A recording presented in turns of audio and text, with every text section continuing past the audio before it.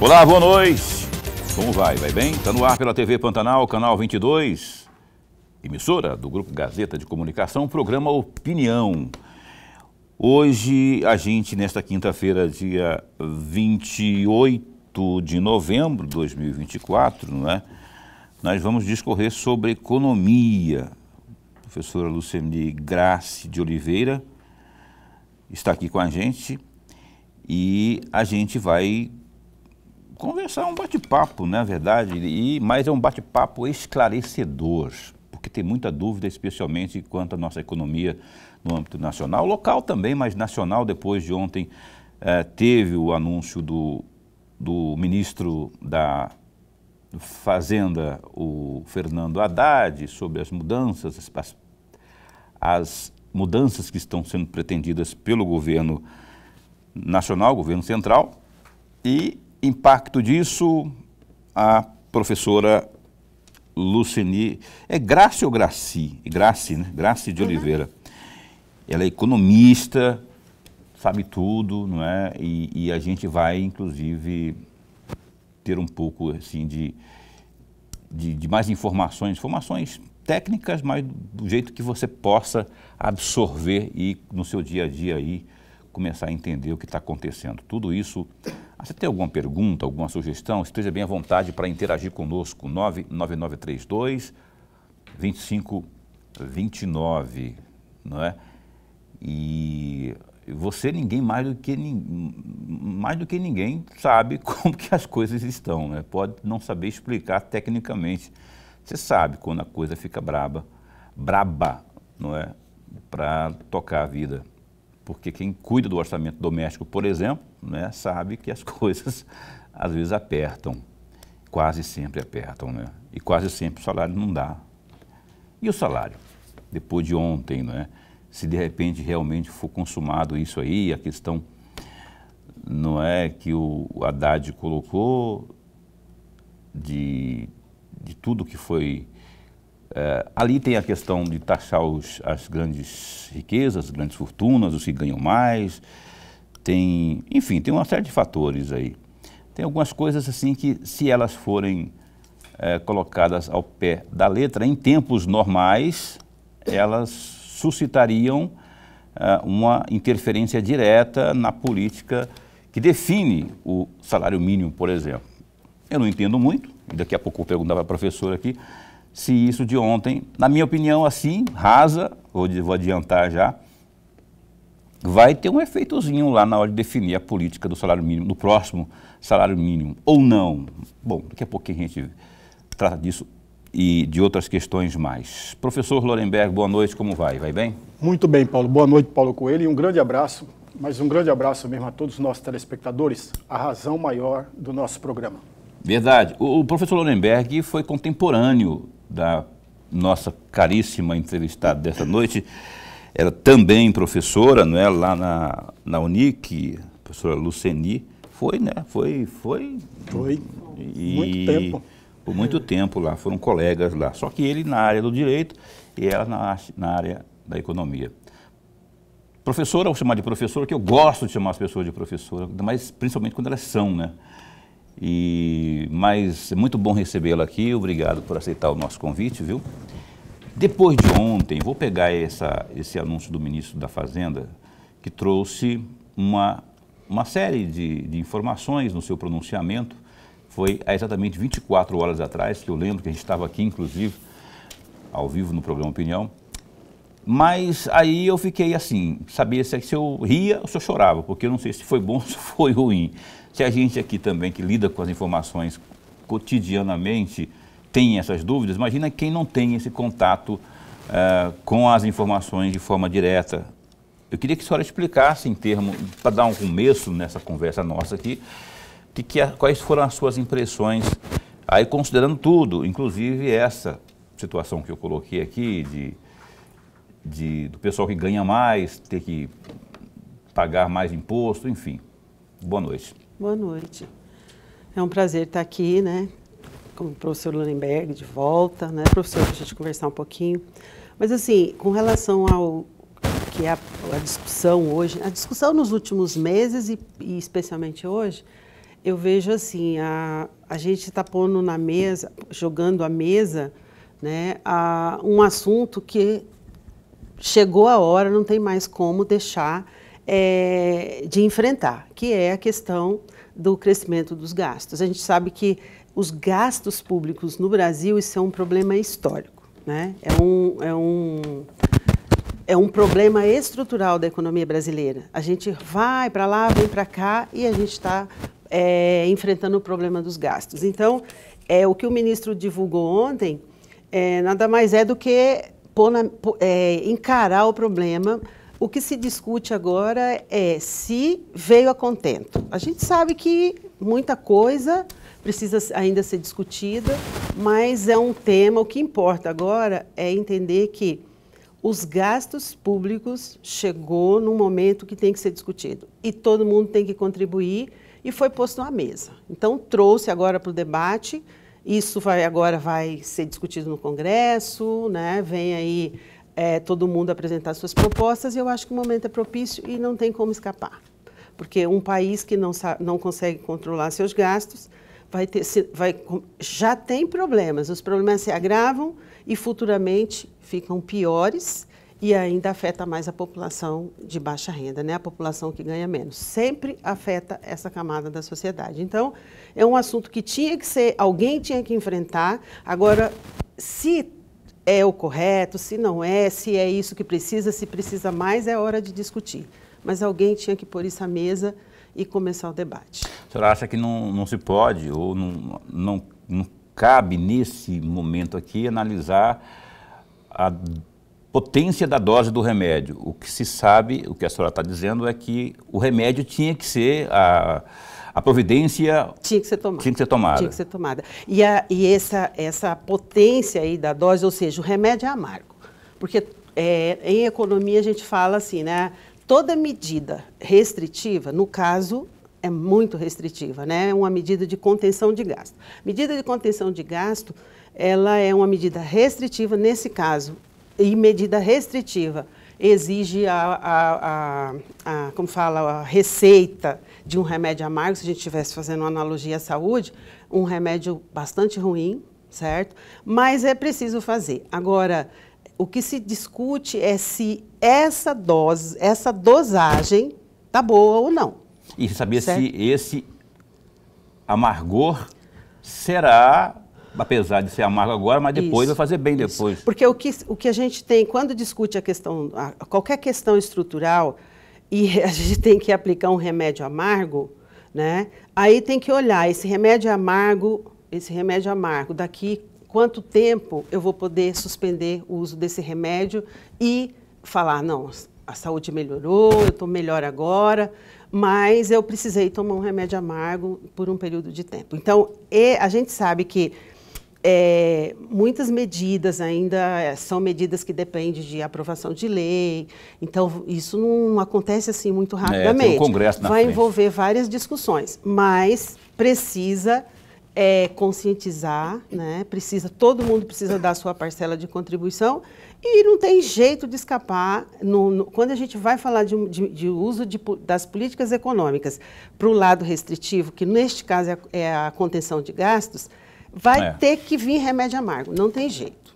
Agora, mais lá na frente, a gente possa usufruir, né, de coisas melhores. Porque se você não aplica um remédio amargo agora, não faz isso, né, lá na frente a gente pode ter uma situação muito mais complicada.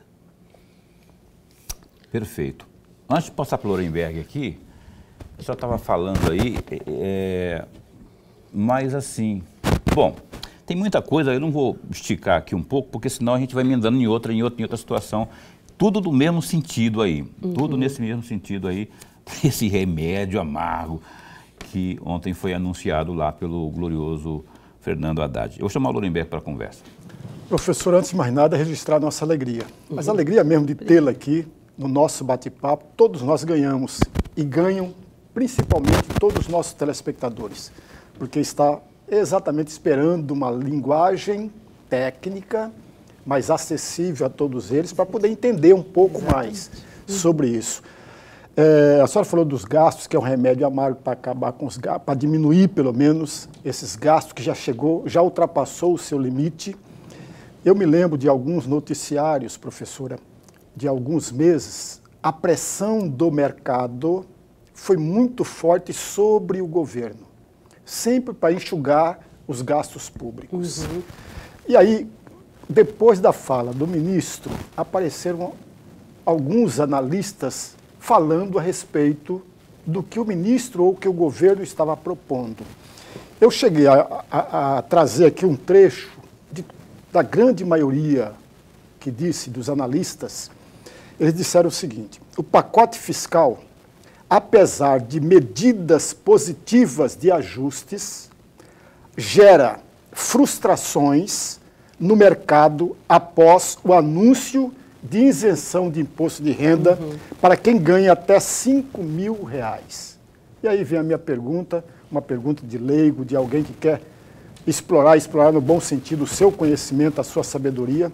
É exatamente isso. Qual é a opinião da senhora a respeito desta fala que é da grande maioria dos analistas? E vou falar só para acrescentar aqui, falar em mercado. A moeda americana fechou hoje, até onde eu tinha parado de olhar, estava em R$6. Imagina, R$6 o dólar aqui no fechamento de hoje.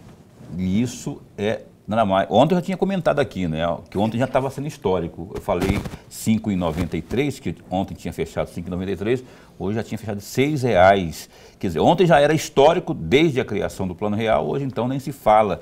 E o mercado é isso aí que o Lorenberg falou, uma sangria.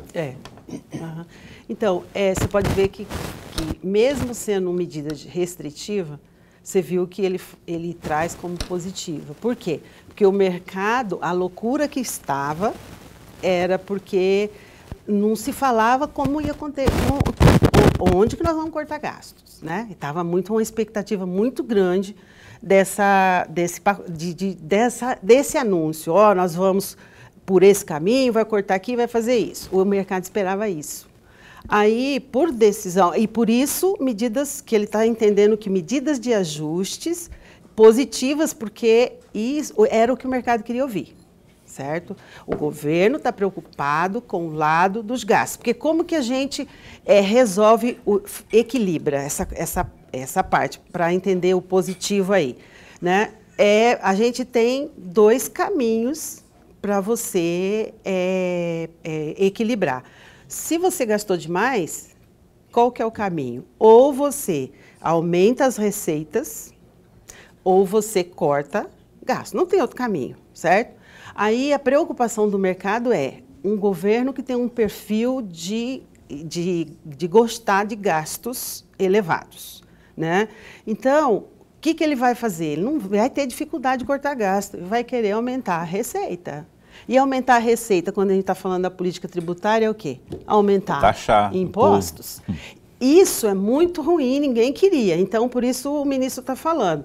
Eu estou estou mostrando que o governo agora, ele ele está também buscando equilibrar as contas, também cortando gastos.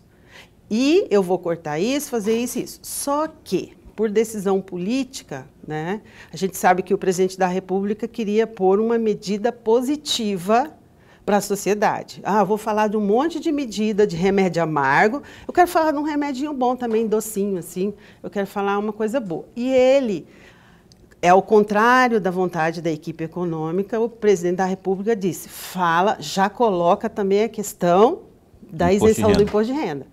Aí embolou o assunto e o mercado não esperava que isso vinha nesse momento. Aí o mercado, quando fala, se vai isentar o imposto de renda, se eu estou livrando alguém, o que vai acontecer? Vamos de novo pensar em aumento de receita, porque se perde um lugar, tem que ver de onde vai sair.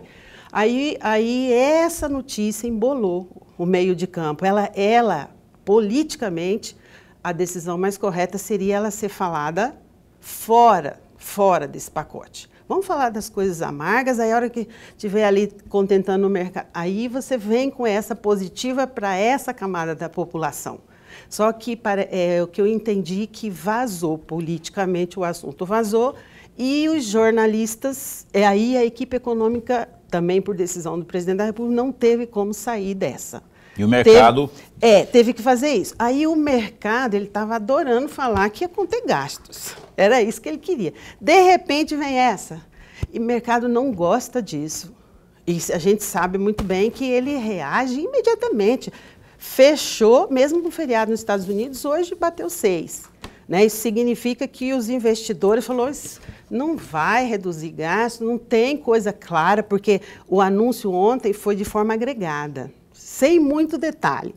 Então, deixou todo mundo sem saber direito como ia fazer isso. O mercado não gosta de coisa mal explicada. Porque, quando estou falando mercado financeiro, sistema financeiro, mercado de capitais. Aí, o que acontece?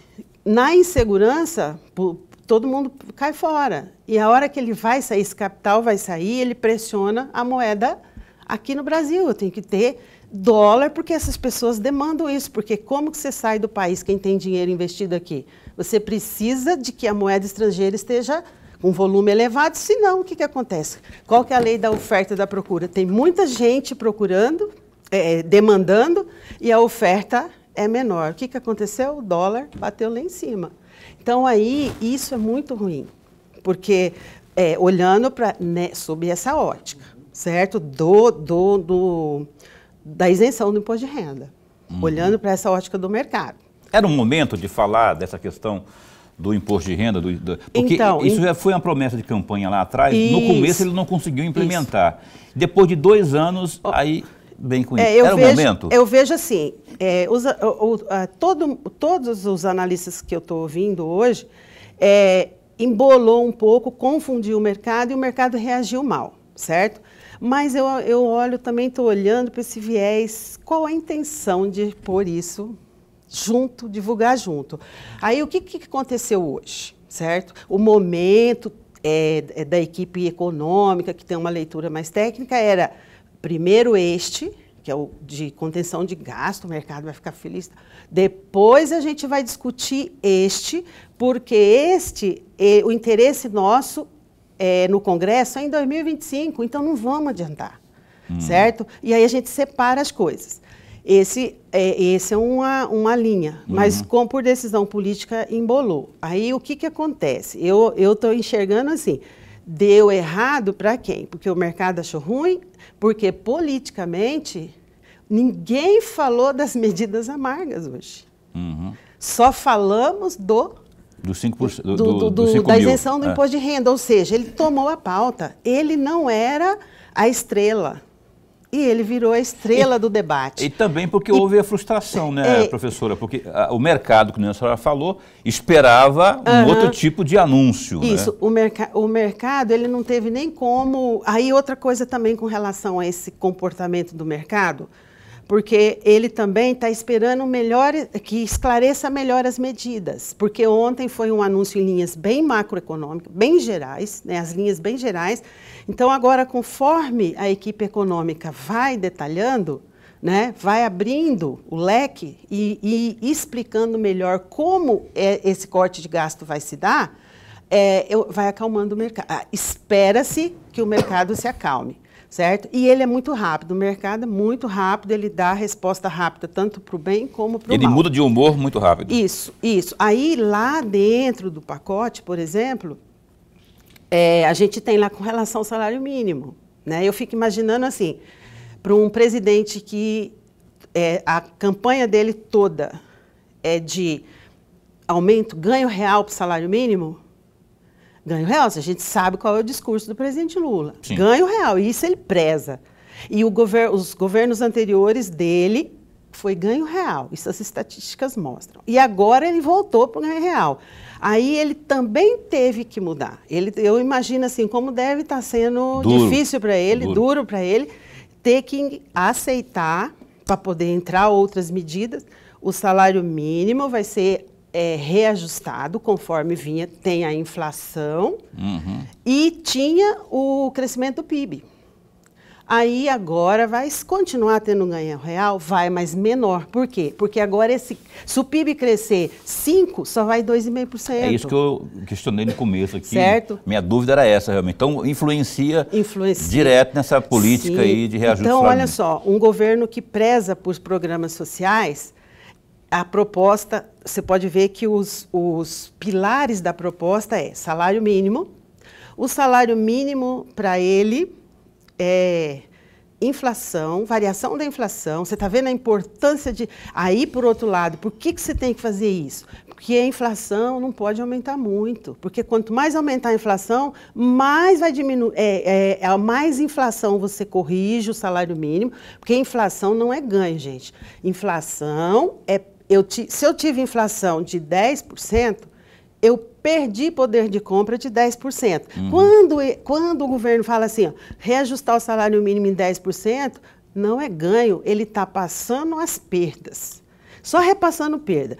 O que é ganho? Se ele der 12, 13, 14. Então, por isso, o controle da inflação. Sim. E o salário mínimo agora, esse acima da inflação, vai ser só 2,5%, certo? Outra coisa que é pilar também, a revisão dos benefícios continuados, certo? Isso também então, é uma preocupação. Isso afeta, você está vendo que salário mínimo, benefícios, o abono salarial, é tudo para a população mais pobre. Então, isso é muito difícil para você mexer num governo que se elege falando que vai atender essa população. Mas então ele disse, eu vou pagar esse preço, porque é melhor eu fazer isso agora, aí vem a dose.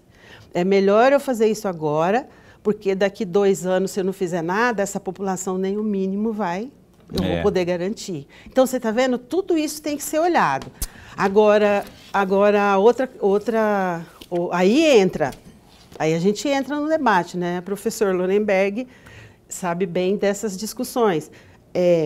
E os mais ricos? Nós também temos que pegar. Ah, mas essa é uma questão dos mais ricos que eu quero, porque eu vou pedir bastante uma explanação mais completa, vou pedir para que a senhora fale sobre isso após o intervalo comercial, porque senão eu vou ter que interrompê-la no meio da explanação, mas o nosso intervalo é bem curtinho, 1 minuto e meio, a gente retoma aqui essa aula que estamos tendo com a economista Luceni Grassi de Oliveira, que está falando sobre esses reflexos na economia nacional como um todo. A gente volta num instante só.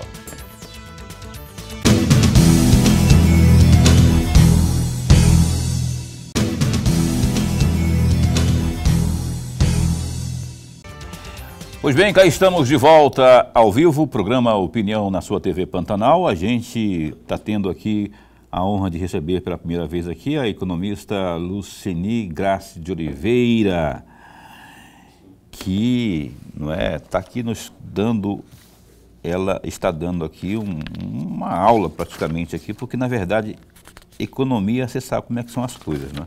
Então a gente já começou o primeiro bloco, eu estou lendo aqui algumas sugestões também que foram colocadas no meu roteiro, mas professor, a gente colocou no bloco anterior, já estava falando inclusive, a senhora ia entrar na parte da... eu particularmente falo muito da taxar as grandes fortunas, né, que é uma situação...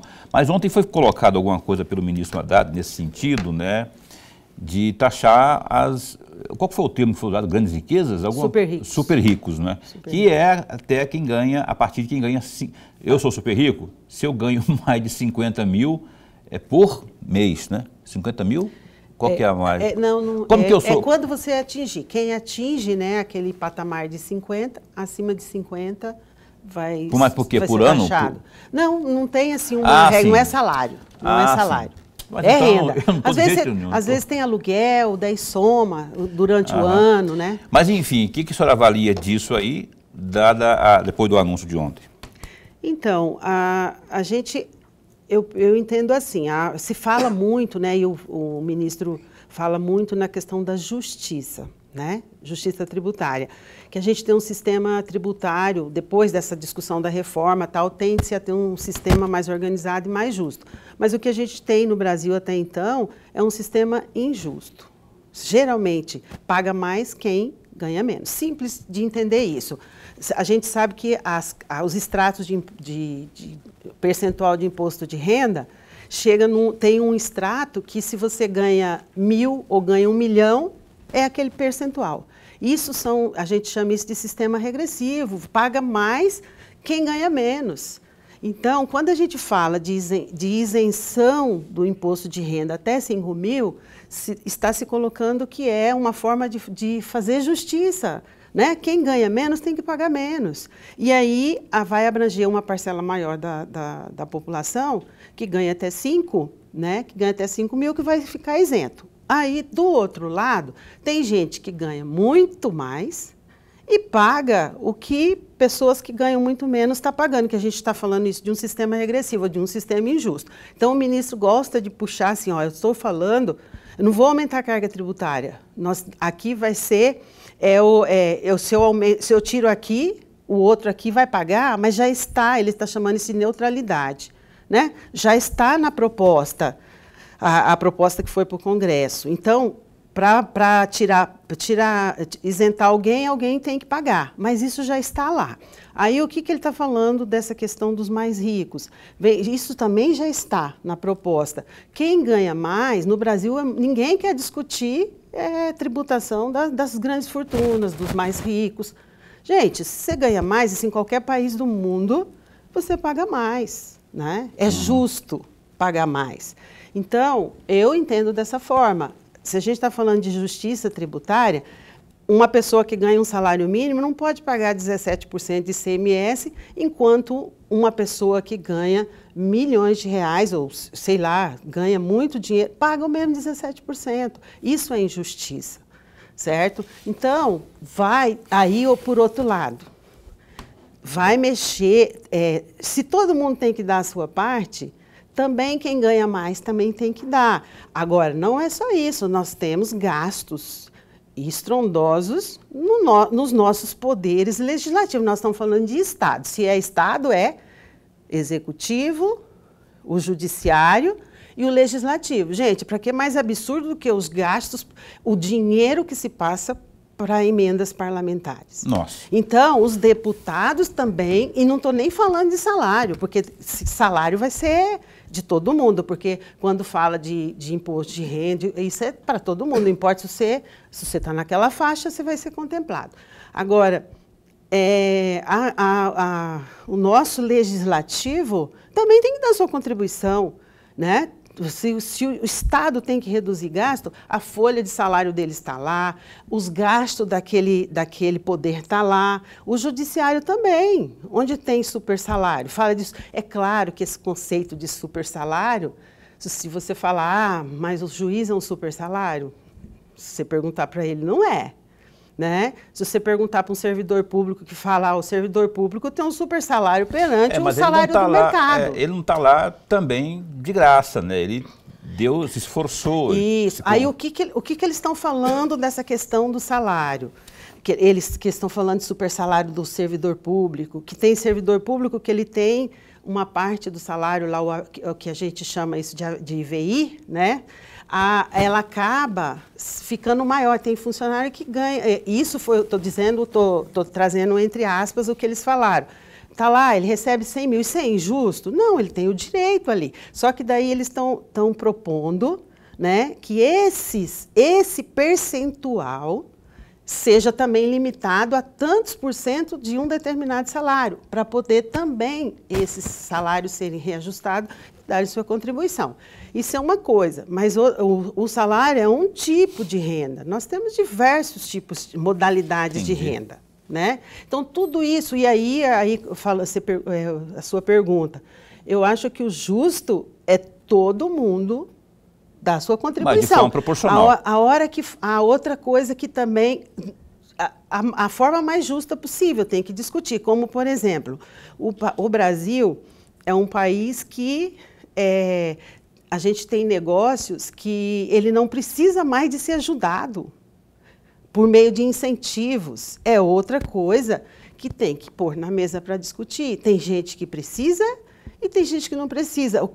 Do ponto de vista teórico, quem que precisa de incentivo? Aquele que precisa crescer, aquele que precisa desenvolver. Os negócios que já estão lá na frente, que já venceram essa etapa, tem que liberar para que outros possam ter. E ninguém quer perder. Orenberg, por favor. Professora, eu vou abusar um pouco, abusar sempre do bom sentido, professora, até porque a gente está diante de alguém que conhece tudo sobre economia, para a gente aprender um pouco mais. Eu vou tentar desenhar um quadro e eu gostaria muito de um comentário da senhora sobre esse quadro que eu vou tentar desenhar. Se o quadro que eu tentei desenhar não sair bom, a senhora, por favor, me corrija e não me condene não por isso. Veja, vamos pegar exatamente no primeiro ponto, responsabilidade fiscal, que tanto se discute, que é diferente de responsabilidade social. Uma coisa não tem nada a ver com a outra. A responsabilidade fiscal, para muita gente, é o governo ou o Estado brasileiro gastar menos do que arrecada, ou do tanto que arrecada, não ultrapassar isso. Isso que é entendido por muitas pessoas como responsabilidade fiscal. Só que tem uma questão aí, eu estou completando o meu quadro. Tem uma questão aí. A população e o próprio Estado têm necessidades. Essas necessidades, de uma forma ou de outra, precisam ser contempladas. Se precisam ser contemplados, o que ele faz? O governo emite títulos da dívida pública. E aí cabe uma pequena observação para provocar ainda mais o comentário da senhora. O Japão gasta 256% do seu PIB, do Produto Interno Bruto. 256%. O Canadá, 113% do PIB. Os Estados Unidos, 146% do PIB. O Brasil gasta 73%, 74% do PIB.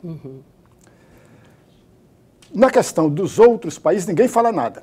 Mas no caso do Brasil, há uma chiadeira gritante. Por que 73%, 74% do PIB? E quem mais chia é o mercado. E as pessoas que auxiliam esse mercado, os analistas deste mercado. Só que nem o mercado e nem os críticos desse mercado diz a verdade sobre a responsabilidade fiscal. O que é a verdade sobre a responsabilidade fiscal? É exatamente uma briga, um jogo de poder. E não tem nada a ver com o social. É um jogo de poder, envolvendo grupos de pressão e grupos de interesses, inclusive o próprio mercado. Só que aí tem um outro detalhe. Lá o Japão, quando gasta 256% do seu PIB, quando ele emite títulos da dívida pública, a imensa maioria dessa dívida que aumenta vai para investimentos. É assim no Japão, é assim no Canadá, é assim nos Estados Unidos, é assim na Alemanha, é assim em muitos países grandes. No Brasil é o contrário. No Brasil sempre foi emitir títulos da dívida pública para pagar juros de quem aplica na dívida pública. Olha o que é complicado. Emite título da dívida pública para pagar os juros da dívida pública. Aí entra naquela fala que a senhora fez aqui, tão bem que mostrou para nós. Quem é a dívida pública? Quem que aplica na dívida pública? Só para o amigo telespectador entender, não tem juro nenhum. Os super ricos, quem tem milhões e milhões, pega grande parte da sua fortuna e aplica na dívida pública. Porque é o juro mais alto do mundo. Com toda a isenção do mundo. Ninguém quer mexer com essa dívida pública. E aí nós voltamos para o nosso buraco, entre aspas, cada vez pior. Porque nós aumentamos a dívida pública para pagar juros da própria dívida pública. Como faz para sair desse quadro tão ruim para todos nós? Então, quando a gente olha a questão A gente fala assim, ó, aumentou o déficit, aumentou o déficit. Você aumentar o déficit, onde que está o problema? Né? Assim, todo país se endivida. Todo país se endivida. Você acabou de dizer, o Japão é mais que o dobro do PIB. Né? Mas, assim, o problema é como você financia isso, certo? E aí, como a gente ainda está... E aí, Lorenberg, a gente vê a condição que nos colocam nesse contexto geopolítico, né? O Japão, os Estados Unidos, você pode ver que os Estados Unidos, ele também tem dívida, ele também faz dívida. E ele, inclusive, lá, quando a população está muito endividada, ele anistia a população, que ele precisa que ela volte a gastar. Então, dívida não é o problema, endividar não é o problema. Aí eu volto de novo para a vida nossa, né? Você ter dívida não tem problema, só que você tem que ter a capacidade de pagar. Né? E o Estado, quando ele se endivida, né? Aí a gente tem até várias formas lá para financiar essa dívida. A maioria delas por exemplo, por meio de aumento de tributos, é antipopular, ninguém gosta de fazer isso. Ah, tá bom, vou emitir moeda. Não se emite mais moeda em lugar nenhum do mundo para fazer isso, porque também você distorce a inflação, aí você quebra o país. Aí ele pode ir para o mercado fazer dinheiro? Pode.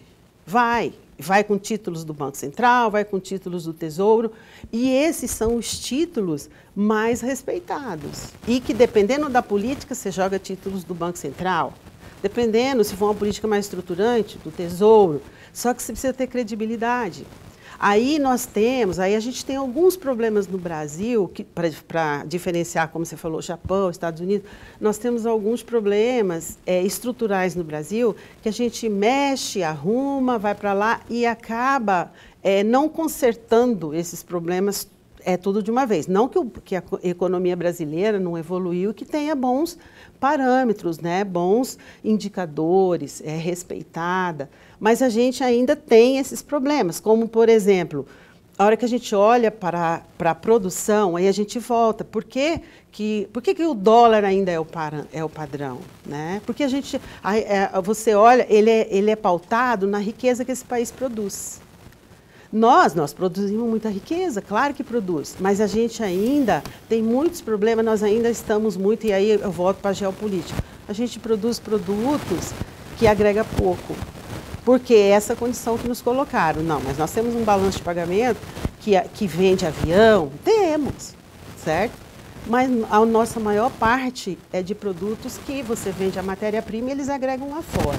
Então, são vários fatores, né? A indústria, a competitividade da indústria, né? No Brasil ainda precisa, a infraestrutura que aumenta essa competitividade, logística, dificulta. Então, tem tudo isso, certo? E também a condição que nos colocam. Nós somos aí um país que está aí para poder alimentar, e as pessoas se orgulham de falar isso. Ah, nós somos isso de produção de alimentos, não sei o que tem.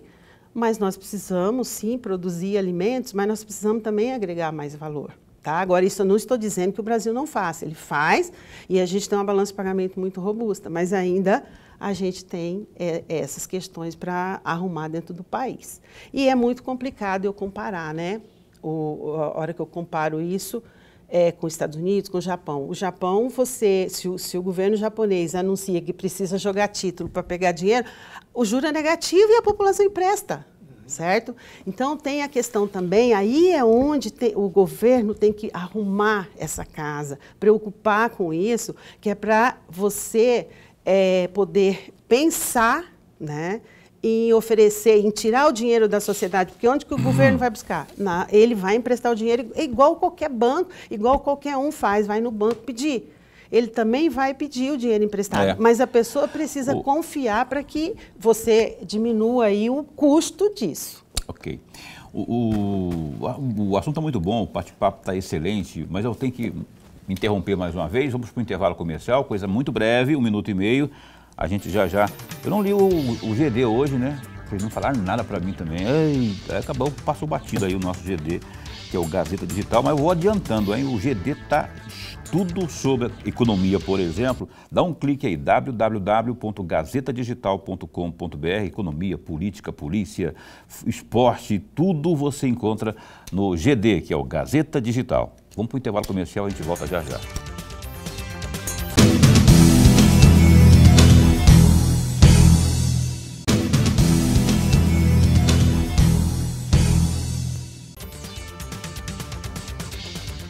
Pois bem, estamos de volta com o programa Opinião na sua TV Pantanal, canal 22. Eu falei do Gazeta Digital no bloco anterior, no finalzinho. Eu vou só dar um lampejozinho aqui, um tiragosto. Olha só, no GD, o Procurador-Geral de Justiça, o Deusdedit Cruz Júnior, requereu que seja feita em caráter de urgência a análise de várias inconsistências apontadas pelo governo do Estado em relação à prestação de serviços de saúde em Cuiabá. Então, o procurador não descarta a imposição de medidas construtivas ou, eventualmente, nova intervenção na saúde da capital. O requerimento foi anexado aí nos autos da ação direta de inconstitucionalidade interventiva, que está sob a relatoria do desembargador Orlando de Almeida Perry. Dá um clique aí, ó, tem mais informações sobre essa notícia aqui. Será, menino velho, que nós vamos ter mais uma intervenção no finalzinho do governo? Não tem, é muito, se bem que não precisa ser nesse, pode entrar no outro também, sob intervenção. Enfim, mas que tem que melhorar a saúde, tem, não é? Olha só, estamos aqui retomando a entrevista com a nossa gloriosa professora Luceni Grassi, que é economista, não é? Eu vou fazer uma pergunta aqui, juro por Deus, sem ideologizar absolutamente nada, mas é só, se eu estiver errado, me corrija. Vai ter uma impressão, e é uma pergunta meio que opinativa, mas eu tenho uma impressão que é o seguinte: o cenário econômico está hoje ruim dessa gestão do governo Lula, muito, ou se não tudo, se deve ao próprio governo Lula. Porque, olha só, a minha análise, aí a senhora só faz os reparos ou me corrija por completo. O governo Lula, em 2023, no começo da sua gestão, ele recebeu o governo com 54 bilhões de reais de superávit. Foram 54 bilhões que foram deixados. Isso. E aí, de lá para cá, o superávit já não existe mais, existe um déficit quase trilionário, não é? E a gente observa, a senhora abriu o programa nas suas respostas dizendo que o mercado esperava mais, esperava outro tipo de posicionamento ou de anúncio do governo. O Haddad, nem o governo fala em contenção de gastos, é um governo perdulário, gasta demais da conta. A reforma administrativa que se esperava, que eu acho que faria o mercado sorrir, por exemplo, nem se fala nisso. Os ministérios aumentaram-se praticamente 20 ministérios. E aí, gastos, fala-se agora em comprar um avião de 1,5 bilhão, decisão já tomada internamente, só não se... Enfim, tem muita coisa acontecendo. A pergunta é essa que eu já fiz aí, ou uma análise da senhora, se a senhora não quiser responder à pergunta propriamente. Mas eu tenho essa impressão de que muitos dos problemas que estão sendo... E outra coisa, não há pandemia. Eu falei do dólar em R$6, sem pandemia, com uma guerra evidente, mas lá atrás tinha pandemia e tinha guerra já. É do próprio governo isso aí? O que está acontecendo? Qual que é a análise da senhora nesse sentido? Não, eu acho que o problema dos gastos, ele é de vários governos, né? A gente tem um problema estrutural aí. Eu só queria, antes de voltar na sua fala, queria só puxar ali ainda um pouquinho do que o professor Lorenberg falou. É uma coisa que a gente o termo não se, nem se usa muito mais isso, mas assim, a gente ainda tem um mundo impondo coisa, tipo assim, o Estado mínimo é o importante, certo? Mas mínimo para quem? Para nós, não para eles, porque eles não são o Estado mínimo. Estados Unidos gasta muito, Europa gasta muito, todo mundo gasta muito, certo? Aí quer impor para os países que precisam de gastos, porque a gente sabe que um país como o Brasil, como a Argentina, como outros países, aqui, principalmente na América Latina, ainda precisa muito de gastos do Estado. O Estado precisa de impulsionar, certo? E o Brasil, diferente da maioria dos países, inclusive a gente viu isso na pandemia, o Brasil ele tem um sistema de proteção muito robusto e isso exige gastos, né? Por que nós passamos mais ou menos bem pela pandemia? Porque a gente tem um sistema de proteção social robusto, inclusive para ajudar até as empresas, né? Não só o trabalhador, as empresas. Isso diferenciou o Brasil do resto do mundo. Outros países tiveram mais problema, inclusive países na Europa e Estados Unidos. Isso é um ponto que a gente tem que questionar também. Agora eles tiram o dinheiro daqui porque o país precisa gastar. Mas isso é coisa de mercado mesmo, tá? Que mercado não tem compaixão, não. Né? Mercado não fica lá chorando porque alguém está passando fome. Mas, enfim, só para ir nessa linha, eles pressionam demais a gente por causa dessa condição que a gente está, né, de que se fala países em desenvolvimento, ou país subdesenvolvido, que para mim esse termo não deve ser utilizado. Eu posso ser menos industrializado, ter menos problema, mas o conceito de subdesenvolvimento é isso. Mas aí, voltando, indo para a sua fala, a gente teve, mesmo com pandemia, com tudo, os gastos foram altíssimos. Até devido à pandemia. Inclusive, até algumas distorções, porque você sabe que nesses momentos as distorções acontecem, né? A gente sabe como funciona. Agora, os gastos, quem ganhasse a eleição em 22, saberia que ia assumir um passivo grande, ia assumir gastos elevados por diversos fatores. E mesmo sendo, e o governo chega precisando de investir, de colocar mais dinheiro nas questões, nos programas sociais. E que eu acho que muitos programas sociais, nenhum governante vai mexer, porque mexeu, não ganha eleição, né? E outra coisa, o país precisa, muitos. Agora, aí volta que precisa, mas a gente precisa olhar para eles, porque, como diz a ministra Tebet, sempre é possível você manter, mas gastar de forma mais eficiente. Isso é outra coisa. Talvez aqueles conceitos de o Estado gasta demais, ele pode gastar sim, mas talvez gastar de forma mais adequada. Isso também é uma coisa que a gente tem que olhar, certo? E com relação à questão que você fala se é do governo, mas a gente também olha que o governo anterior, aí também vou na sua linha, porque a gente da economia não consegue separar a política, né, política mesmo, da política econômica, mas é importante também a gente não ficar aí, porque era fulano. Não, mas sem ideologizar. Mas uma coisa é certa também, né? O nosso antecessor, o presidente anterior, ele viu que ele não governaria se ele não jogasse. Ele jogou orçamento, ele jogou tudo. Quem estava ditando as regras do que fazer era o Congresso. Que usou e abusou. E o Congresso, ele não é a política pública. Quem faz é o Executivo, quem tem que gastar. E o governo anterior não fez.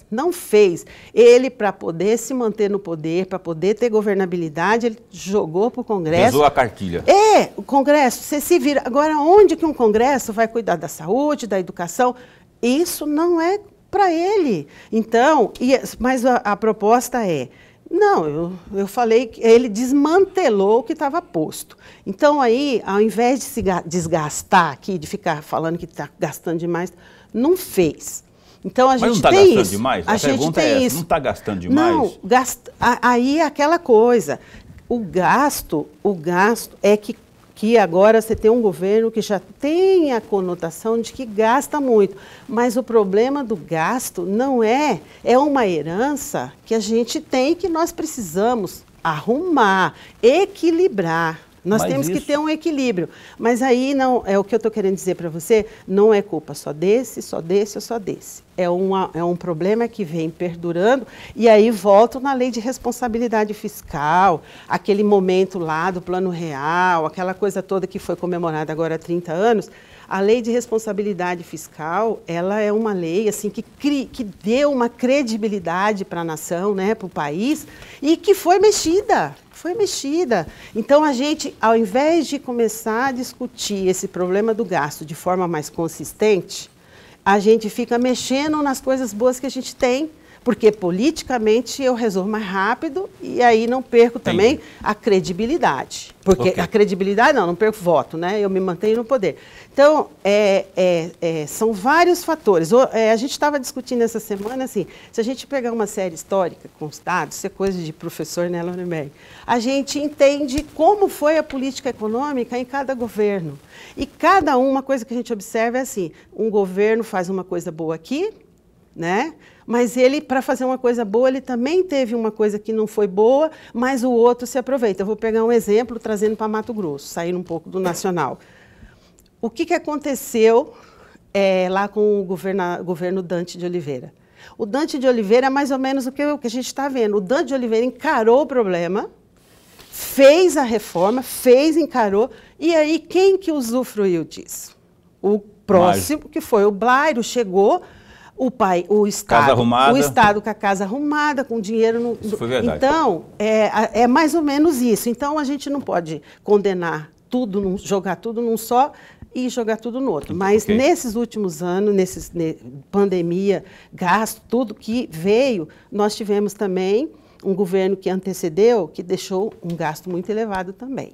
E que além de precisar de querer, porque prometeu também em campanha, como qualquer candidato, teve que herdar, né? Herdou. Deixou. Só que aí eu só citei os 54 bilhões, porque são dados oficiais, que deixou de superávit. Eu queria que o Laurenberg, deixa eu ver a hora aqui, o meu editor, que está falando que eu tenho 3 minutos para encerrar o programa. Eu queria que você fizesse uma pergunta para que ela respondesse. Mas muito rapidamente, professora, veja, durante o mandato do atual presidente do Banco Central, saiu e se for errado, a senhora me corrija sempre, saiu com uma defesa de uma tese de que aumenta o índice percentual da Selic para combater a inflação. Só que aumentar a Selic aumenta também os juros da dívida pública. Quem aplicou ganha mais dinheiro.